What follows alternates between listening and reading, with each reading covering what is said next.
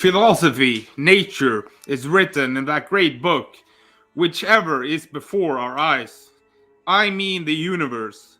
But we cannot understand it if we do not first learn the language and grasp the symbols in which it is written. The book is written in mathematical language, and the systems or triangles, circles, and other geometrical figures, without whose help it is impossible to comprehend a single word of it, without which one wanders in vain through a dark labyrinth.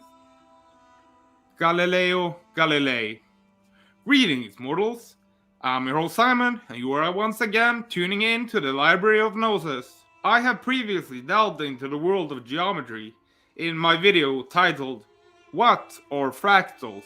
The Fibonacci Sequence and the Structure of Reality. Link in the description. But in today's video, I want to explore geometry some more. This time we'll be exploring what is known as the Platonic Solids. The Platonic Solids, also known as the regular polyhedra, are a remarkable set of 5 three-dimensional shapes that have fascinated thinkers, mathematicians, and artists for centuries. Named after ancient Greek philosopher Plato, these geometric forms exhibit astonishing symmetry, precision, and mathematical beauty.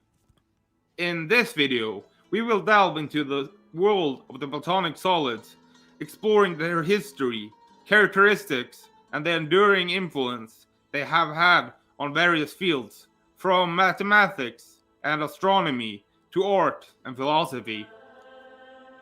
The concept of the Platonic Solids can be traced back to the dialogue of Plato, the famous philosopher from ancient Greece. Plato was deeply interested in the nature of reality and believed that geometry held the key to understanding the fundamental building blocks of the universe. In his work, Timaeus, Plato associated each of the Platonic solids with the classical elements. The tetrahedron is a four-phase solid composed of equilateral triangles. It represents the element of fire and symbolizes energy and change. The hexahedron, often referred to as the cube, has 6 equal square faces. It symbolizes the element of earth and represents stability and groundedness. The octahedron is an 8-phase solid consisting of equilateral triangles. It represents the element of air and symbolizes balance and freedom. The dodecahedron is a 12-phase solid, with each phase being a regular pentagon.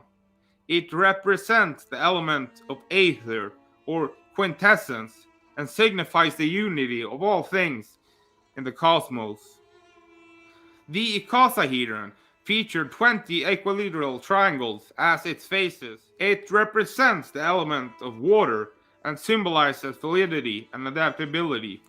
The Platonic solids possess several key characteristics that make them unique and intriguing. Regular faces.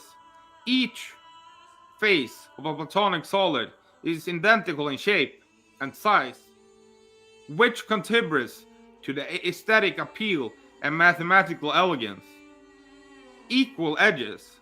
All edges of a Platonic solid have the same length, ensuring uniformity and symmetry. Equal angles. The angles formed by the intersection of edges in these solids are also identical, adding to their geometrical harmony. Vertex symmetry. At each vertex, the same number of edges and faces come together. This characteristic is vital to the overall symmetry of the Platonic solids. Platonic solids. There are only 5 Platonic solids, and no other can be constructed with the same set of characteristics. This exclusivity makes them a unique group in the world of polyhedra. Johannes Kepler's first astronomical work, Mysterium Cosmographicum, the cosmographic mystery, was the second published defense of the Copernican system. Kepler claimed to have an epiphany on July 9, 1595, while teaching in Graz, demonstrating the periodic conjunction of Saturn and Jupiter in the zodiac, which he reasoned might be the geometrical basis of the universe. After failing to find the unique arrangement of polygons that fit known astronomical observations, even with the extra planets added to the system, Kepler began experimenting with three-dimensional polyhedra. He found that each of the 5 Platonic solids could be uniquely inscribed and circumcised by spherical orbs. Nesting these solids, each encased in a sphere with one another, would produce 6 layers, corresponding to the 6 known planets: Mercury, Venus, Earth, Mars, Jupiter, and Saturn. By ordering these correctly, octahedron, icosahedron, dodecahedron, tetrahedron, and cube, Kepler found that spheres correspond to the relative size of each planet's path around the Sun, generally varying from astronomical observations by less than 10%. He attributed most of the variance to inaccuracy in measurement.